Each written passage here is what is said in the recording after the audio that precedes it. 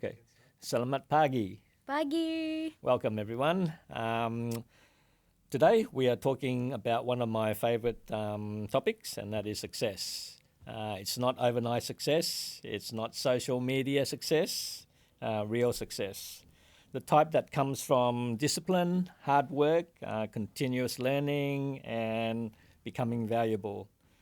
Joining me today is Grace, a sales coach who has helped many people to improve their confidence, communication, and ability to grow their business. So tell us about yourself, Grace. Yeah, thank you so much for having me on your show, Ken. I'm so Yes. excited to be here and to be speaking with young entrepreneurs. Well, a little bit about myself. I was born and raised in Singapore. Okay. And then I saved up enough money to send myself overseas to pursue my degree in London. Then when I came back was when I started to embark on my entrepreneurial journey. Today, I'm a 3 times founder, a TEDx speaker, and also a sales coach. Right. But prior to this, I've built other businesses, a lot of failures, a lot of setbacks, a lot of like doubting myself. But at the same time, I also found some success in multiple industries actually. So I had a company in Singapore where we did marketing, specifically digital marketing for coaches, for speakers, and consultants all over the world. Okay. When I moved to Indonesia, I started a renovations company. And then right now I am a sales coach. So there's been a lot of ups and downs, and, also witnessing how life and business are woven in so tightly together. Yeah. Yeah, especially for a young person, sometimes sales can be tricky, demotivating if you're not closing sales. When I was growing up, probably, at your age, but, my career has spanned in sales and marketing, and I know how difficult it is to establish yourself in sales. And there are times when, do you see yourself like, how do I achieve my first sale? How do I get that sale? So that's the question that you're going to be asking yourself a lot. And then when you do close that first sale, then it becomes natural that you have the self-confidence, you know how to communicate, you know how to network. And I think that's what it takes to build, yourself as a good salesperson or becoming an exceptional salesperson. Do you think talent has a lot to do with sale, or it's the person itself? Well, honestly speaking, I think talent has very, very little to do with sales, because sales requires two things. It requires the personality of the person, the attitude, right? The soft side, but at the same time, it requires the very masculine side, the structure, testing out proven frameworks, or even embodying what it's like to be a salesperson and being consistent over time as well. Because as salespeople, as founders, as entrepreneurs, we're gonna hear so many no's before we get to that one yes. And so it takes both, really. Like, talent alone is never going to take you far. Talent could maybe help you make your first 10K, your first 100K, your first 200K. But if you really want to make a true impact in the world, in your community, and actually scale your business, we require so much more than talent. We need grit, we need resilience, we need consistency, we need the right strategy and the right mentors to be supporting us as well. So talent is just like a little piece of the pie. What about discipline? Do you think you need to have that discipline as a salesperson? Absolutely, and just sharing so vulnerably, that is something that I struggle with as a young entrepreneur. It used to be a lot worse, but now that as I'm getting older and a little bit more experienced than I was in the past, discipline comes, I wouldn't say easier, but it's more like something that I know, although I don't like or I don't enjoy doing, but I'm going to do it anyways because I want to build something for the long term. I want to build something that is able to scale and create great impact and not just have like these touch and go businesses. So now from where I am, looking back, I understand that, if I were a lot more disciplined in my past businesses, I think I could have done a lot better. And so that is something that I had to learn and am still learning as well. Discipline definitely is a top trait that we need in sales. Yeah, I believe that you must have the discipline, as athletes as well. They must train and must have discipline. And what about mindset? I mean, you got to have the mindset as well. If you don't have that mindset, then you're not going to be able to achieve your goal. So do you think that's important as well? Yeah, I think these two things come quite hand in hand together, like discipline and mindset. These two are muscles that we grow. Like as we want to get bigger and bigger, we have to firm up these muscles as well. So when I talk about sales coaching, I always tell my students to think of it like a gym. Like if you want to get fit, if you want to get six packs, it's not going to happen overnight. It's not going to Of come course. tomorrow. No, it's not going to happen overnight. Right. I mean, success is not overnight success. Exactly. It's about discipline, mindset, and continuous improvement. These are all the factors that make a successful salesperson. Yeah, exactly. And I always reference the example of, top Olympians, champions, the best of all time. They got to where they are because they had the discipline, the mindset, and also the right structure and Yeah. team to support them. Yep. So how many hours do you think these people, like let's say Adele, how many hours do you think she has put into singing alone? Yeah, of course. Right? Of And course. then my question back to entrepreneurs and salespeople is how many hours have you put into your craft, into getting good at your craft? And so when we compare it like this, then it humbles us.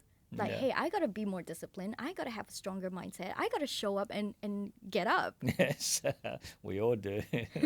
And what about good habits and bad habits? Do you see that you can control those habits, the bad habits? I think habits can all be controlled. I mean, habits, they are things that we picked up over time, and habits will form anyways. It's just whether you're intentional about shaping them into positive habits or Yep. if you let loose and it could go the other way. Yep. One of my favorite examples is actually from my favorite guru, Sadhguru. He talks about a garden. Like imagine you have a wild garden in your backyard. If you have the habit to take care of it every single day, trim it, water it, it's gonna grow beautifully and it's gonna grow in the way that you want it to. But if you don't take care of it, then you have absolutely no clue how it's gonna be, right? It's gonna be wild, it's gonna be uncontrollable, and so habit is something that it's gonna happen anyways. It's just whether you're intentional about shaping it or not, like your garden. Yeah. What about the biggest mistakes that a young entrepreneurs make? I mean, what kind of mistakes do you think that they make? Okay, this is a slightly controversial one. I think for young entrepreneurs, it's not as important to be consistent than it is to be intense. Okay. Because you want to be learning fast, you want to Yeah. be failing fast in order for you to learn and pivot and reiterate. So I personally actually prioritize intensity over consistency when I first started out in business and entrepreneurship. And because I had that level of intensity where I would just do things in sprints for weeks, for months, and then I go back into my room or my drawing board and kind of re-strategize because I had so many of these sprints, it allowed me to see things quicker. Like I learned so much quicker and I was able to see things from a different perspective because I had sprints in different industries, in different roles. And that was how I learned actually. And with entrepreneurship at a younger age, it's really not about the money. It's really about learning and the impact that you can create. Well, when I was growing up, I mean, I was young, ambitious, got that go-get attitude, fire in my belly. When you're young, you don't think about what are the consequences or the mistakes that you're going to make. You always say that you have time on your side. And that was one of the things that I think when I was at, in my mid-20s, and I didn't think about the consequences or the decisions that I make as a young entrepreneur. And that's probably looking back and looking at it and say, okay, I could have done this better. I could have done, this way. And then I said, okay, I did make mistakes. I made bad decisions as well. I think these are the things that you have to put in perspective, that as a young entrepreneur, you got to look at how you be consistent as well, your mindset. Like when you're young, you think you're invincible. You can make mistake and then go back and then keep making mistake or improve yourself. But as you get older, you don't have that luxury anymore. And then you need to force yourself to make better decisions, be consistent, and also don't make the mistakes. Do you see yourself in that situation sometime? Yeah, I actually am in the transition of, learning, making mistakes fast, and being really intense in my work. And now, just transitioning into like, okay, how can I stabilize my work in this world? How can I really find my position, my stance, and what I truly believe in? So I'm just in the transition right now as I'm stepping into my 30s. But if you were to speak to me like 2, 3 years ago, I'd be like, I can't hear you, Ken. I don't know what you're talking about, and I'm not interested at all. It's just like it goes through the ear and out the other Pew! side. Do you think having consistency is important? I mean, I believe it is, because I know that without consistency, you become slack. You rest on your laurels as well. And that's the thing. I mean, I know that a lot of people cannot have that consistency in what they want to achieve or the goals that they want to achieve, and also just normal life as well. I think we procrastinate a lot. So do you think consistency is important? Yeah, I think consistency is important despite everything I just said, right? Consistency is important, but I want to do a little reframe here because a lot of the people that I've been speaking to lately, they're like, "Oh no, how can I get consistent sales? How can I get consistent results? How can I get consistent followers and likes and shares?" But actually what we should be focusing on is how can I be consistent in my mindset, in my actions, in my habits, not so much on the outcome, because we don't have full control over the outcome. Like if I were doing, let's say, if I were going to 3 networking events every single week, right? And some weeks I may meet people that could become my potential clients, but there could be 5 or 6 weeks that, just goes like crickets. So does that mean we give up? Does that mean we stop being consistent? No. So we shouldn't be judging consistency based on the outcome, but more based on our action. And the outcome is just data for us to see like, okay, is this action actually working or not? If it isn't, now let me re-strategize so I can, focus where I'm going, but still be consistent in what I'm actually doing. Okay. Yeah, I mean, you have to be consistent. Yeah. For me, that's just a no-brainer. But a lot of people cannot be consistent. Yeah. Okay. Another topic that I want to touch on is, in the last 5 years, how do you see sales has changed with the introduction of, say, AI, softwares and technology? How do you see sales in the next 5 years? That's a great question. Well, from my observations, the old rules of sales, they don't work anymore. We're now moving into the era of the new rules of sales. So the old rules used to be, selling based on manipulation, sleazy tactics, and psychological tricks, so that it only is playing to the advantage of the sales rep or the founder and not so much thinking about the other person. But now we're moving into an era where everyone is waking up. Like we no longer want to be forced or manipulated into buying something just because we feel bad or we feel forced or we feel like we don't have a choice. We actually want to be guided to a decision. And with AI technology evolving at such a speed, like you just mentioned, everyone already has the information they need. So when we show up as a sales rep or as a founder, it's even more important that we focus on the relationship and focus on the motivation of the client so we can really truly help them get what they want. Yeah, well, I believe AI is very important now because I think in my generation, I didn't have AI. Everything had to be, using my own brain. But now you got AI as a tool, and I think that's where it's going to make a big difference. Is that speed to market is very important, and I think with AI in the next 5 to 10 years, it's going to be even more advanced. Yeah, but how do you see social media in this age? How important does that play in sales? Like now you've got so many platforms. So yeah, please tell me more. Yeah, one of my mentors actually said that if you don't have social media presence in 2026, you don't have a business in 2027. Well, it's true. I mean, we use the traditional advertising methods are non-existent anymore. Yep. You've got so much that is at your hand with social media, and that's a powerful tool. We didn't have that. So the younger generation has all these tools, AI, social media. Where do you see social media in the next decade? How do you see that, evolving and improving?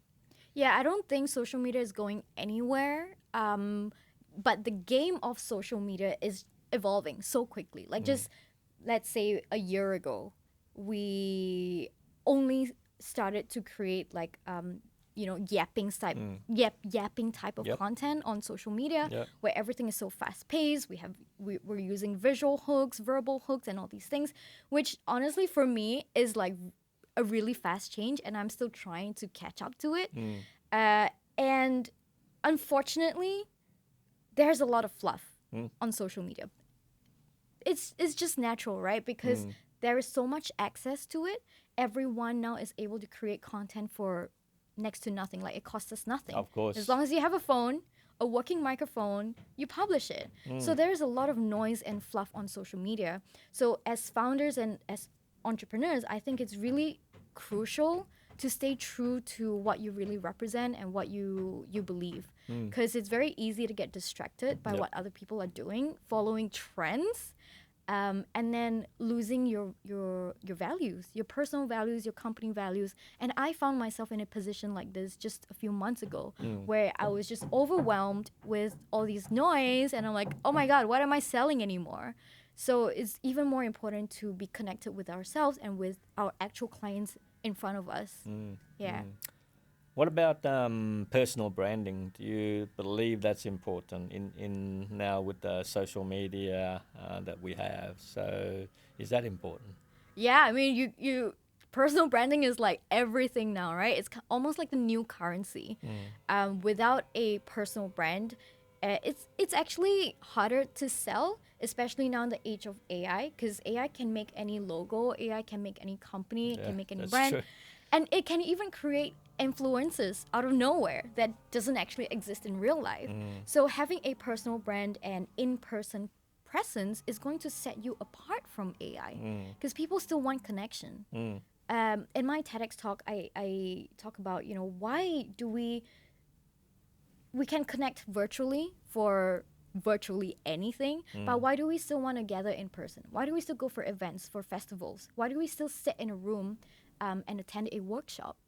It's because there are some things that happen in person that comes through your personality, which is your personal brand, that AI can never replicate. So it's even more important to have this to stand out. Otherwise, you're going to be left behind, or you're going to be drowned out with AI, by AI. Yeah. How do you see, like, there's so many platforms that you can use to personally brand yourself, but what do you see is the most important social media platform that you think can project your personal branding? Which one do you use the most? I personally use Instagram the most, and I started there because that's just where everyone started and where I grew the most number of followers. But Instagram is designed now for short form content. And our brains are actually not wired to consume short form content. Like I can almost bet you that if we open up your phone right now and scroll past Instagram and I give you a minute or two and then we shut it down and I ask you what did you just see or what did you just read, you actually would have a really hard time trying to remember. That's just the way our brains are wired. Yep. So I'm actually shifting away from short form content into long form content, Okay. like YouTube. That's where I can go really deep with my expertise, where I can create more substance in my content rather than just getting viral or chasing virality. As a young entrepreneur, do you believe that selling product is more important than building relationship? So how do you differentiate that? How do you focus on what's important? That's a difficult question. Products or relationship? Yeah. I would say if I really, really had to choose one, I would say relationships. Yeah, I think that's important. I would never discount building relationship, and that's how you foster trust as well. Exactly. And that's important for me. All my life, it's always been about building relationship and building my network and making it more valuable. And that's what I see. It's not about selling the product. I mean, selling the product is easy, but building relationship is also a different kettle of fish. And that's important to gain people's confidence, trust, credibility as well. And that's important to me. I mean, I can sell a product. It's easy to sell a product. But how do you build that relationship with your clients? That's important. And Yeah. then how do you build that relationship that turns them into long-term advocates for you and for your brand? Because if you pivot, but if you have the relationship, the foundation already built, these people are gonna be curious about what you're doing. You know, they're gonna want to buy from you. They want to support you. But if you're just focused on the product, then you're really just, there's no relationship. There is no long-term asset Yeah. that you're building. Yeah. And from that, how do you build your clients' trust? How do you build that trust? Yeah, I actually have a little trick to do that. So when I had my construction company here, when I went for surveys in person, my number one thing would always to be ask questions. So as a salesperson, I never ever pitch myself. I got really good at asking strategic questions to find out what are their true motivations, their true desires, and also what are the things holding them back. Because when they feel really understood and when they feel safe to actually tell you, the little secrets and you're able to read between the lines, that's when connection forms. And when connection forms, they understand that, hey, you're not here just because you want money out of my pocket. You're here because you care for me. You care about the quality of the project. You care about this relationship. And so I trust you. Yeah, I mean, it's important to build that trust, whether, you have that emotional connection as well. And some people are looking at you because it's the first time you meet. So how do you trust each other? How do you build that trust? And I think, it takes time as well. It doesn't happen overnight. And once you win people's trust and confidence, then it becomes easier. They could open up their checkbook to you. So that's one of the things. And I think it's an important aspect in, sales is to win people's trust. And also you got to show your credibility as well. If you don't have the credibility, people are not going to trust you, and that's what's important is building credibility as well. You can tell that person all you like, but do you have the credibility to give them to trust you, whether with their money or their products or whatever? And I think that's very important. You actually just reminded me of something, Ken. Again, in my construction business, I often get asked like, "Oh, where are you from?" And I would say Singapore. And as soon as I say Singapore, they're like ready to take out their checkbooks, ready to take out their wallets and credit card. Like, just, I don't know how much it is, but I'll pay you and you just get it done. And the reason why that was such an advantage for me was because Singapore, like just zooming out right now, Singapore has built such a reputation based on trust, based on credibility. And I was able to use that to, propel myself forward in my business. And it comes down to the same thing in our personal brands as well. Are you able to build the same trust and credibility just by keeping small promises? But I think, it just reminded me of how, like, whenever I said, "Oh, I'm from Singapore," they're like, "Oh, I trust you already. Take my money." Well, I've lived in Singapore, and I've experienced that. And a lot of people, when you first meet people in Singapore, they will look at you and say, "Okay, who are you?" You know, and to do business with people as well. And if you don't have that credibility, they're just gonna walk away. And so that's important to have. What about what's the best advice that you can give to a young entrepreneur? What are the advices? I have one core advice that I would give to younger entrepreneurs. And this is advice that I just received recently as well. So I consider myself a young entrepreneur. Well, wait till you get to my age. And that is that you will fail. You will fail, and that is completely okay. That's true. I mean, you look at Steve Jobs, you look at Mark Zuckerberg, they have all failed. And do they give up? No. They pick themselves up and keep going until they achieve what they want to achieve. And there's no problem in failing, but you still have to learn from your mistakes and from your failure as well. You cannot keep making those mistakes and failures because you don't have time on your side as you get older. And that's one of the things that I see now. When I'm at my age, I cannot afford to make those mistakes or fail because I have to make decisions that are informed. Yes, when you are young, you can take a lot of risks and make mistakes, but as you get older, you don't have that luxury anymore. So you must have the right information. Also, the people around you as well is important to give you the right advice and from their own personal experiences as well. And that's important. I think that's, the advice I would give young people as well, is that you cannot afford to make a lot of mistakes, even though you still think you're invincible, you can make mistakes, you've got time on your side.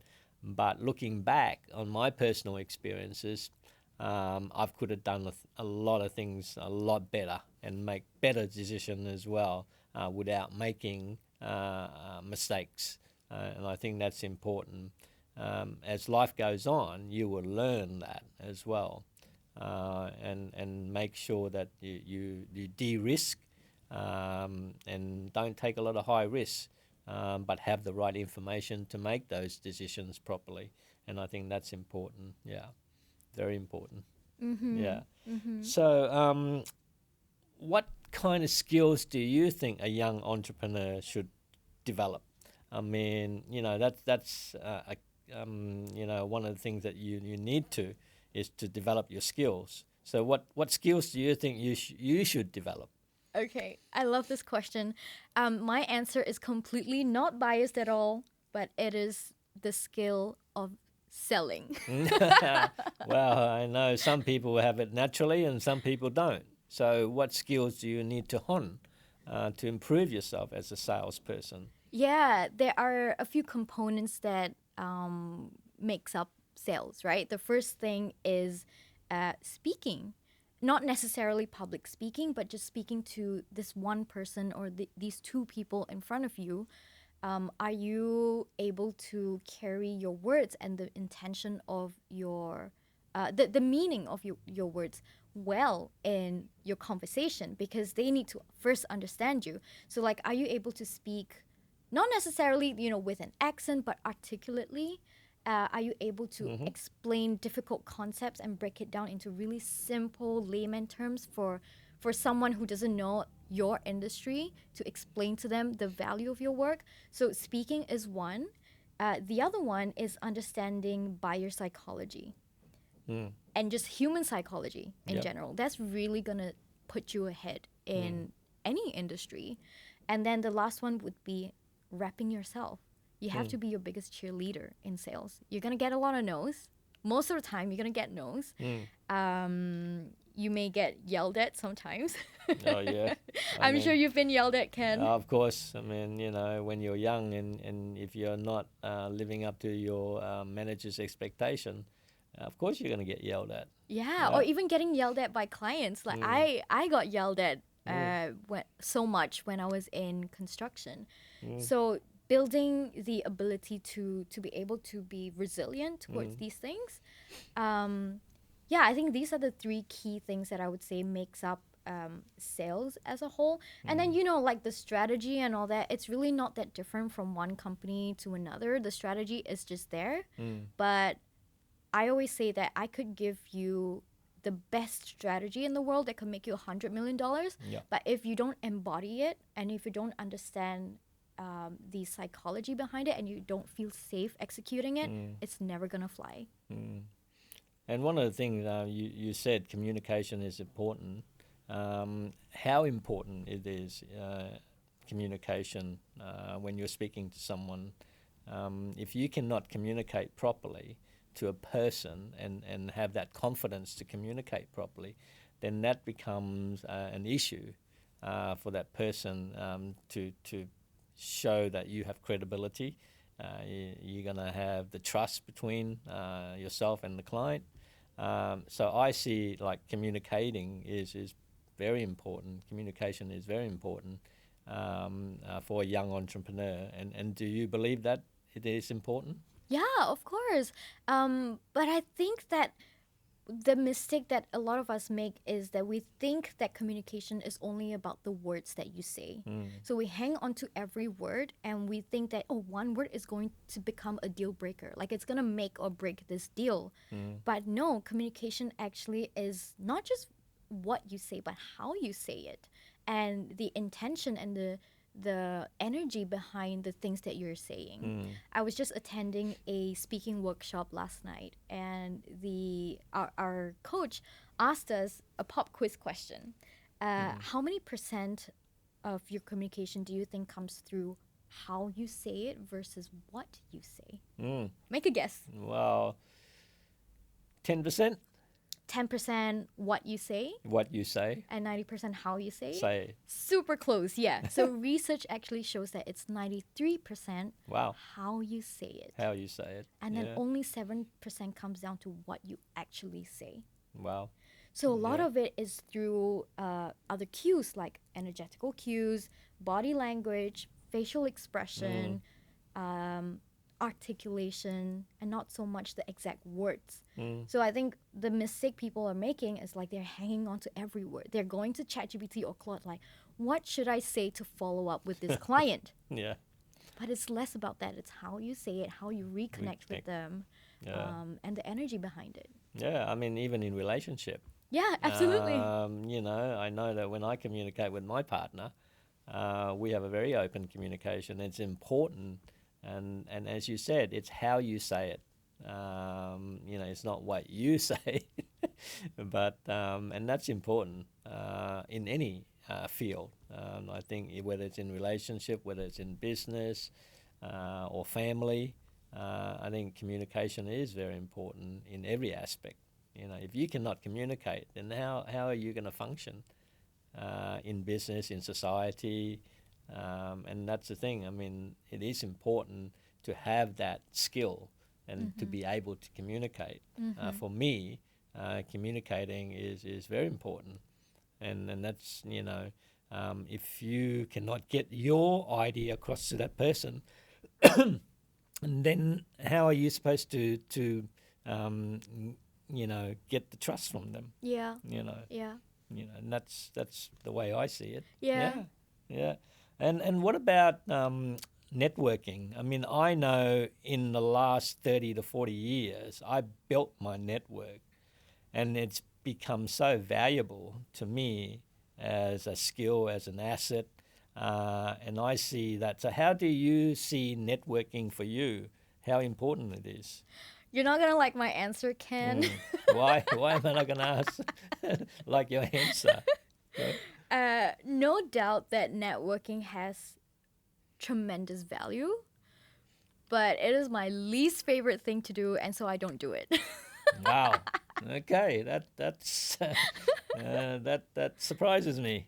Yeah. Because I mean, you've got to build your business as I build my business in the real estate or property development, and networking is probably the only thing that I place that gives me the value in my business. So if you don't have your network, there's no value in your business. So I see what you're saying is that you don't do a lot of networking. So how do you build that circle of where you're going to be getting clients, businesses? And I see networking so important in my business Yep. to build. Yeah. Okay, I guess it comes down to how we define networking. So, what is networking to you, Ken? Well, it's meeting the right people. Okay. Yeah. Okay, so what do you do to meet the right people? Well, it's mostly by word of mouth or by association with other people in that network, and also and people will introduce you to other people, or by accident that you meet these people as well. You don't plan it, but sometimes it just comes to you, and that's how I build my network. And it's important for me to have a good network and the right people in that network to build my business and grow my business. Without those network, my business would not grow or be, where it is today. And I think it's as for other big businesses as well. They have a network that they build, you know, but it is important to have that right network, but as you, grow, your network should also grow with your business. And I see that, and developing that network is important for future growth, and what you want or where you want your company to be. And I think that's important for me. Yeah, that makes a lot of sense, the way you put it.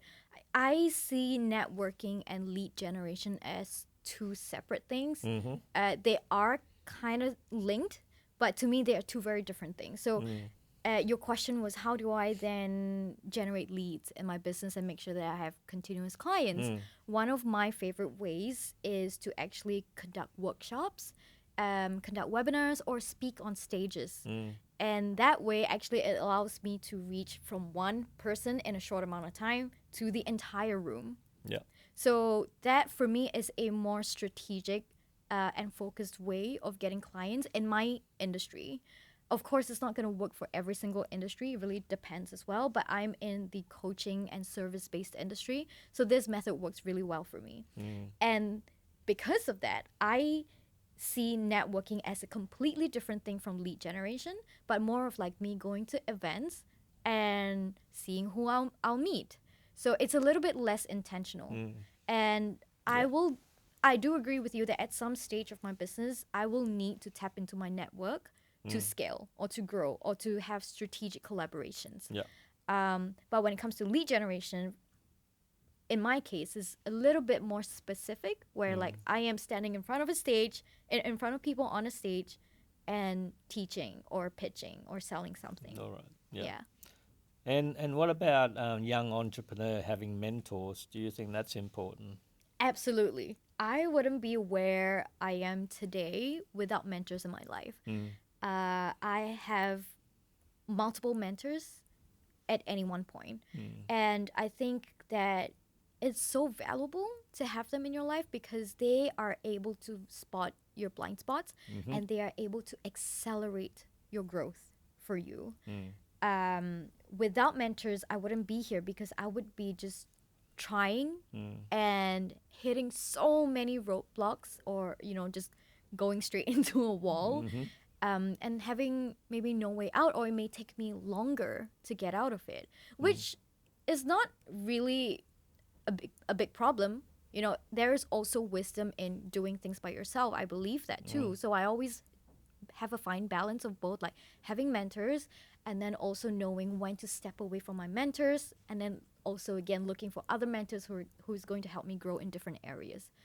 But definitely we should at least have one mentor in our life. Oh, of course. I mean, you're not always going to have your own, knowledge and experiences as well. So other people like mentors will give you that, their experiences, their knowledges, and I think that's important for me in my life, whether it's normal daily life or business life. There are mentors that I lean on. Yeah. Sometime I would text my old boss or whatever and ask him, is this the right decision for me? When you're doing a big deal, sometimes you want to have other people's perspective as well. And I think having that mentor that you can, talk to or, find, advice, I think that's very important to have as a young entrepreneur. I think we can learn a lot from good mentors. But it's also important having the right mentors. If you don't have the right mentor to give you that advice or knowledge, then you're wasting your time. Yeah, I totally agree. Like I've had experiences with not so great mentors and also really, really good mentors. And the difference is that really good mentors, they see the potential in you before you True, even that's see it very yourself. true. Yeah, like Yeah. like young people I meet, I can see the potential in them. I can see that they've got talent, and you want to give them the right information, your experiences, and all that. And I see that's very important. As myself as a mentor to young entrepreneurs.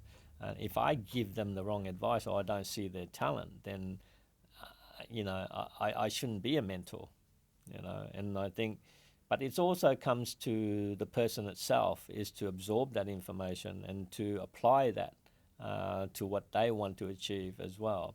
It's not, having someone there by your side, but you also need to absorb what they have, or either their energy or their knowledge or their experiences. But how do you apply that as well? That's another field that Yeah. I can go into. And I Yeah. see a lot of young people say, yeah, this is, great, but do they follow through it with their actions? And that's where a lot of young entrepreneurs will fail because they don't follow through with their actions, or they don't want to step outside of their comfort zone, or they want to think outside of that box, and they don't want to take that risk as well. And I think that's important as a mentor to give them the right direction, the confidence, whatever it needs for them to succeed as well. So let me go to another area. Do you read a lot? A little.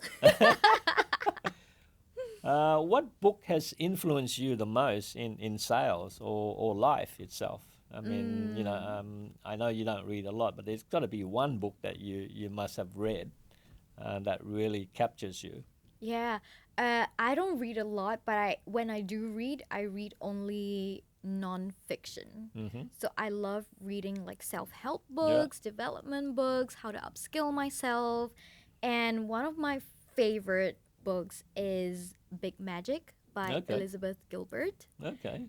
She talks about how an idea, an inspiration is kind of like a little bubble that hops from one person to another. Okay. So when you get a spark of inspiration a business idea, a startup idea, it's that bubble, that idea coming to you and being like, hey, I would like you to manifest this into reality.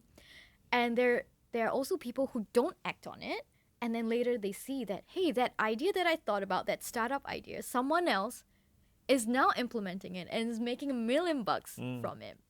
And so she talks about how these ideas come to you because it's kind of like it's a bit spiritual. Like they kind of chose you to manifest this into reality, and it is your kind of like your responsibility to act on it. And if you don't, the idea is going to go on to someone else and be like, hey, can you manifest me instead? So that's the main idea of the book. But one of the little chapters that I love in there is when she talks about how when younger entrepreneurs or even artists have their first successful breakthrough or their first successful debut, Yep.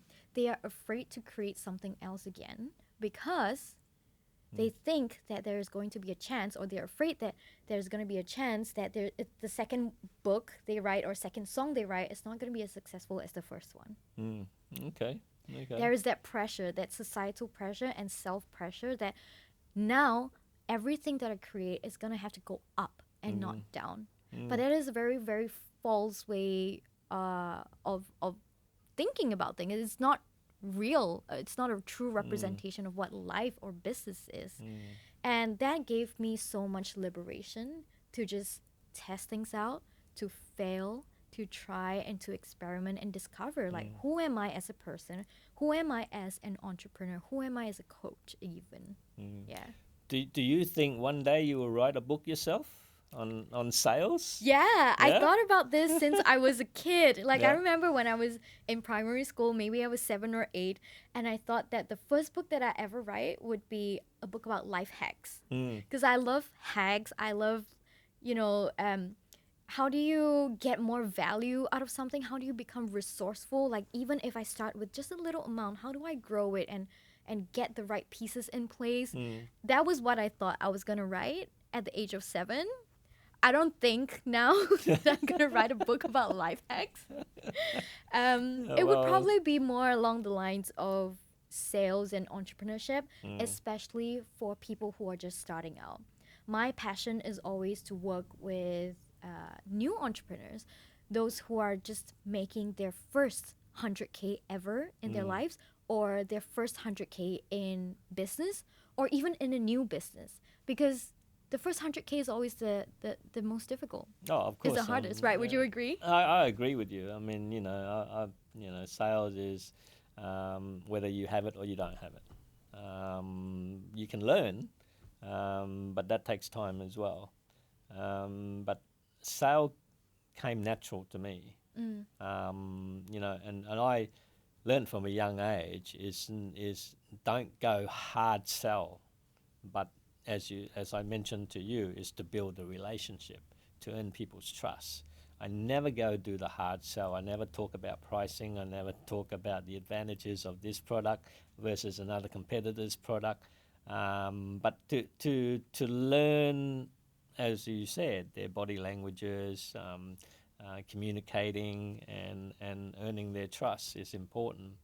So many young people don't realize that in themselves, and they struggle. And I think is to sometimes just take a step back, or even maybe film yourself doing a sales pitch or whatever, and then analyzing it and see what mistakes you make in that video, and trying to improve it. I'm not perfect myself. I sometimes I could have a mental blank. And I don't know what I'm saying, but I think you have to learn that as well. That's important, that you do, realize, you have weaknesses and strengths that you need to build on, and then that will give you a better, knowledge how to build your weaknesses into a stronger strength for you, and that's important. And I think also continuous learning is important. For me, I'm still learning, at my age. And do you believe that it's important? Yeah, of course. I mean, the day that we stop learning is the day that we stop growing. Yeah. There is no such thing as, I've known everything in this topic already. There's no such thing. Mastery is a process. It's not a destination. Yeah. Yeah, I mean, whether it's in life or business, you want to improve yourself. Mm-hmm. And if you don't improve yourself, you become lazy, Mm-hmm. Mm-hmm. very Yeah. lazy. And laziness is a disease. Oh, It spreads. it is because we procrastinate, Yeah. Yeah. and that's one of the things that we do a lot. But with continuous improvement and striving to be the best at what you do is important. Without continuous improvement, you don't know how to improve yourself. Mm-hmm. And the only way is by learning from other people as well. Because my belief is you never stop learning until the day you are underground. You know? Yeah. Yep. Yeah. Do you believe that? I believe that. Yeah. Yeah. Yeah. I mean, there's so much in the world to be curious about, to learn about. And when we go from one subject to another, and then when you come back again, it often gives you a different perspective of the same subject that you thought you were already super good at. So yeah, it doesn't stop, and that's what keeps life interesting. Yeah. Yeah. I mean, and you know yourself. You can lie to yourself as well. We all do it. Do you think that sometime is it a habit or is just one of the things that you deny? Lying to myself? Yeah. Um, I think it is a way that lying is what we do when we need to comfort ourselves when we're unable to see the future. Yeah. That's true. Yeah. Yeah. So it could be like a self-soothing thing when you're lying to yourself because you're trying to avoid the risk, you're trying to avoid the pain, Yeah, you're that's trying to true. avoid failing in public. Yeah. So you lie to yourself and you say that, oh no, this doesn't work, or I tried it, it didn't work. It didn't work because of this, because of that. So I think it's a way of self-soothing actually. Yeah, that's true. Because you, you're putting something over your own eyes, and as you said, it's like a soothing or comfort thing, and you don't want to know what's happening in the future. Yeah. And that's one of the things. I do it myself. Mm-hmm. If people say that they don't lie to themselves, I think they're lying already. They're already lying by They're saying already that. lying. So, but that's one of the things. I mean, we want success, and sometimes we don't get that success. And how do we comfort ourselves? And by lying to ourselves Yeah. is where we find that comfort. Yep. It's true. It's true. So, do you want to take a break? Okay, sure. Yeah? Yeah. We take a little break? Okay. All right. So our next topic is it's rapid fire questions. So one word or short answers. That's Okay. all we need. Okay, Grace. Success is? A habit and a mindset. Failure is? Data. Data.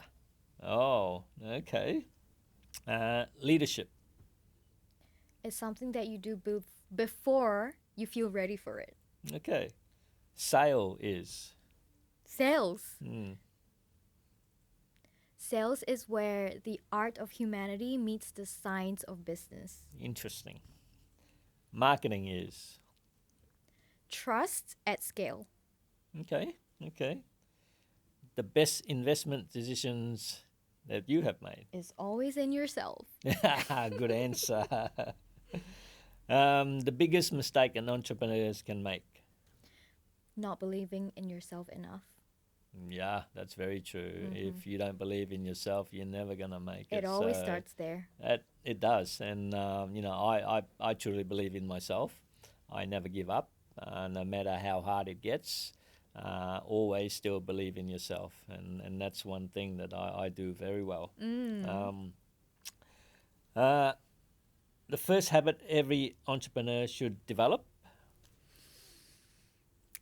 Keeping your word, even if it's a really, really small task. Keeping your word. Okay. The best book that you've read lately?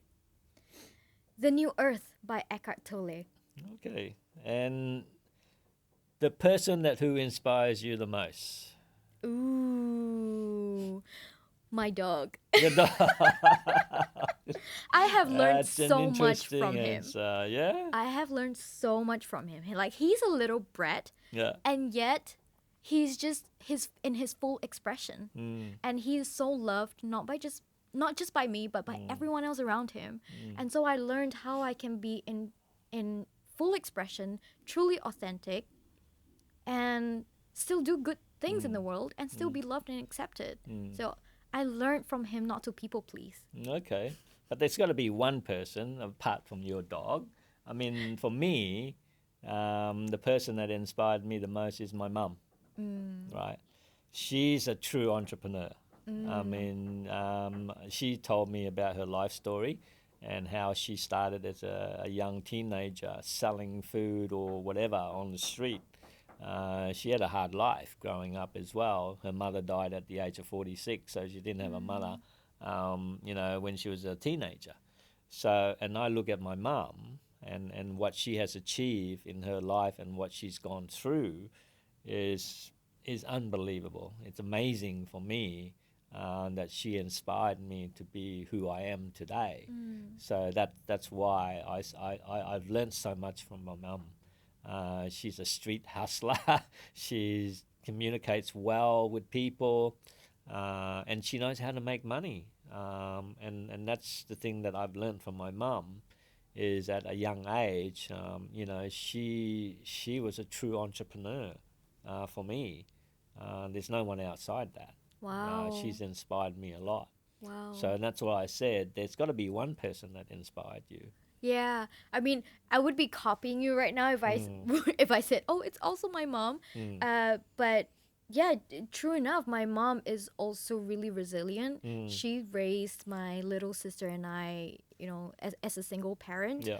My dad was already not in the picture when I was maybe 7 or 8, and actually he caused a lot of trauma and financial debt in my family.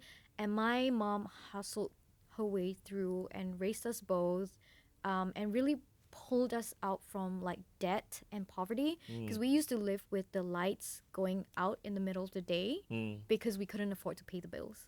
Yeah. And she hustled her way through for my sister and I to be able to afford the life that we have now. And everything that I know in sales, I learned from her. Yeah, I mean, that's the best person you can learn from, Yeah. apart from other mentors as well. Yeah. But for me, having come from a war-torn country, I mean, I was born in Laos, and I know how difficult my parents went through when they were, growing up, and also during the war. And, and my parents, when they were in their, 20s and that, how much struggle they went through to provide, financial stability for themselves as well, or financial independence, and what they had to do to survive is amazing, during that time. And then we escaped Laos during the Vietnam War. We became refugees in Thailand. We lived in a refugee camp. And then we were accepted by the Australian government to come to Australia as refugees, and then having nothing, and then to build a new life in a different country where you don't even speak one word of English. Yeah. And that's where I see how did they do that, to provide education, to provide a roof over our head, to provide food on the table. It's amazing in what my parent has achieved in their life. And I think that's why I looked up to my parents, not just my mum, but my dad as well. I mean, he's part of my life as well. But that's important, to realize that, yes, you have great business people, but you also have your family to be there to support you as well. Whether you have your, low, your low part of your life in the low section or the high section of your life. It's all about personal development, and also continuous improvement, and that's important. So, what opportunities do you see for young entrepreneur for the next generation? How do you see that? Mm, what opportunities? Yeah, what opportunities like with the AI advancement?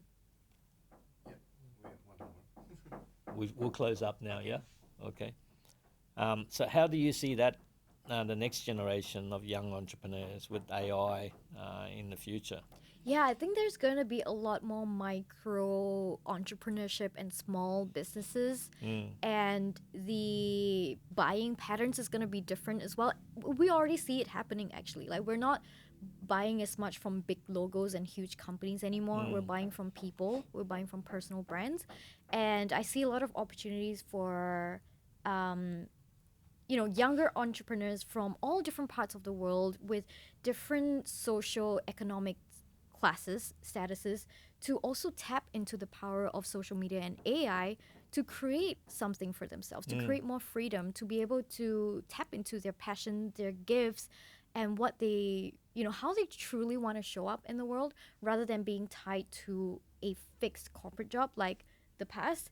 All that's going to change, and it's changing for the better. mm. Yeah. Okay. Look, I would like to thank you for being on my podcast series. It's been a pleasure talking to you and getting to know about you and also your perspective in sales as a coach. And look, I appreciate what you've said and, all the things that, I've learned in the years as well as a salesperson and also having my own business. And yeah, thank you very much for being on my show today. Yeah, thank you so much for having me here. This was really, really fun, Yeah. and I just wish for all our listeners here to take action. Like, go for it. It's okay even if you fail, Mm. and you just gotta keep believing in yourself. Yeah, Yeah. that's right. So how can people connect with you? Like, if you want to be their sales coach, how can they get in contact with you? Yeah, the best way to reach me is via my Instagram. So that is at I am Grace Yo. I am Grace and then Yo, YEO. Or you can also look me up on YouTube or LinkedIn. It's also Grace Yo. All right, thank you. Yeah, And thank you. please subscribe to my channel on YouTube. It's the Kvertex Properties Group. So thank you again, and it's been a pleasure. And I hope I can get you back on our future podcasts. And but yeah, good luck with everything, and thank you. Thank you. Okay.